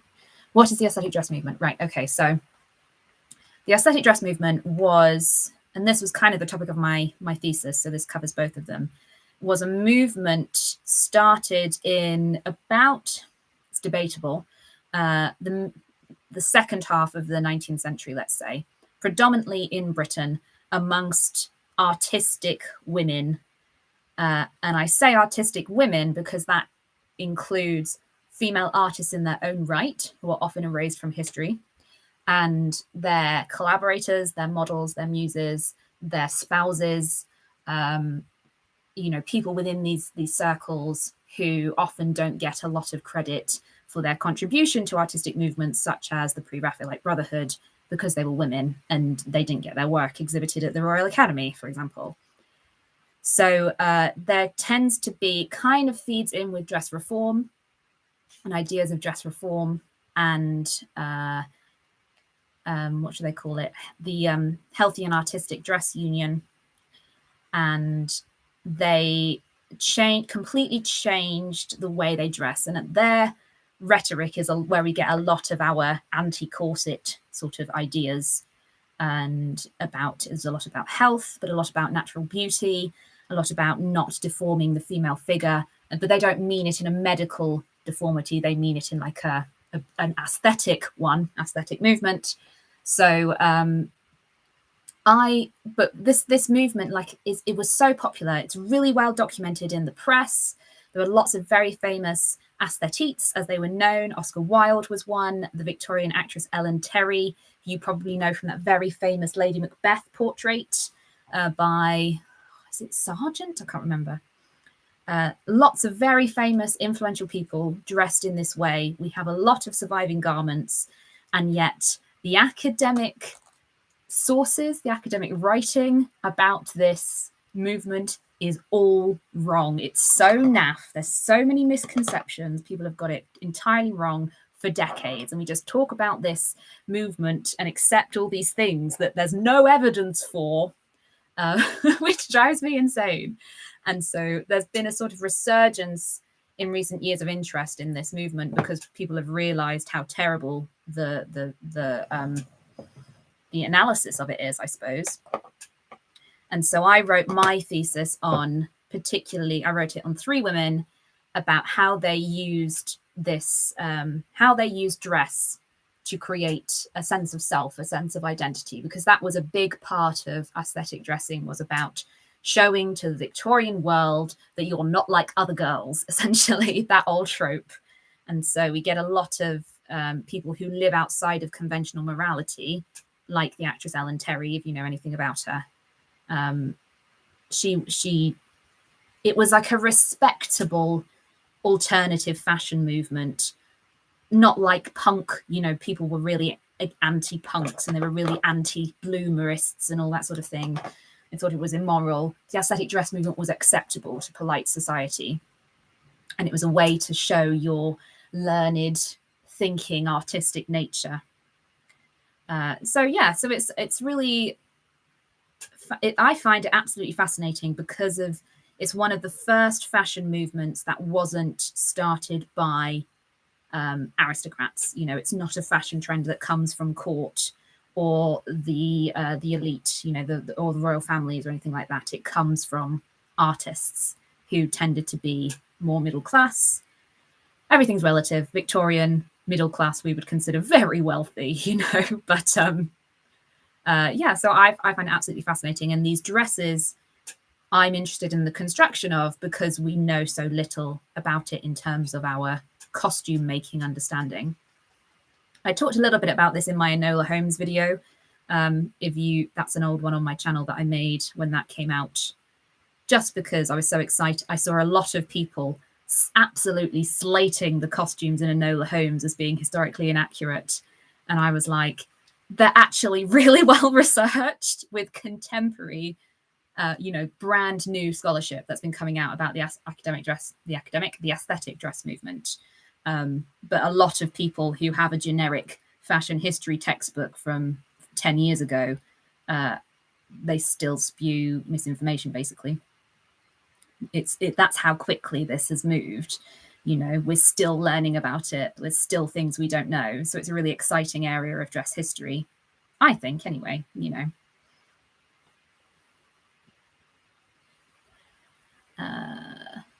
7 children is basically 600.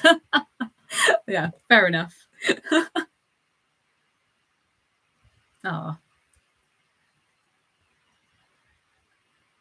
thanks. Lots of people saying they enjoyed that Enola Holmes video. Yeah, I don't know.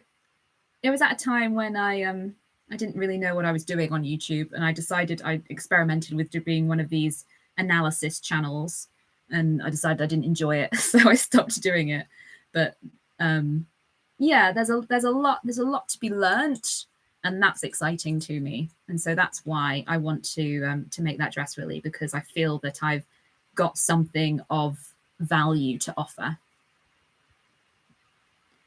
Okay, so is there anything else I want to talk about next year? Yeah, hopefully I'll do another historical project, a much earlier one. I don't know how much I can talk about it because it's sort of somebody else's collaboration that they haven't announced yet. But yeah, I'm going to be doing the earliest thing I've ever made, which is exciting, because basically if it happens before 1794, I'm not interested. Is my approach to dress history, really. Well, that's a lie. I was very interested in Elizabethan dress for a long time. But yeah, I'm a Victorianist at heart. So that should be fun. And I think I'm going to finish sewing this ball and then call it a night, team, because we're coming up to 2 hours. I've been sat here talking to you for 2 hours. Wow. Yeah, so I hope you will join me next year on YouTube. It's been really fun. I'm hoping to be a bit more regular with my content. Now my health is a little bit more reliable. I went through a lot of ups and downs last year, peaks and troughs with flares and things. And I've sort of plateaued out a bit. So hopefully I can commit to a few more regular videos and things. I want to do a lot more, want to do some more tutorials about grading patterns and grading knitting patterns and things like that. And so hopefully that will, I can help you, help you out a bit as well. And it's not just me making projects for my own pleasure. I'm giving you something of value too. I mean, I'm sure it's nice to watch other people sew things because I like that kind of content. But yeah, something to contribute to the sewing community.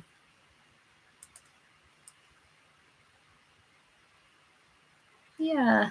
Oh, somebody's made 14th century dress. Oh, I don't know if I can brave that early.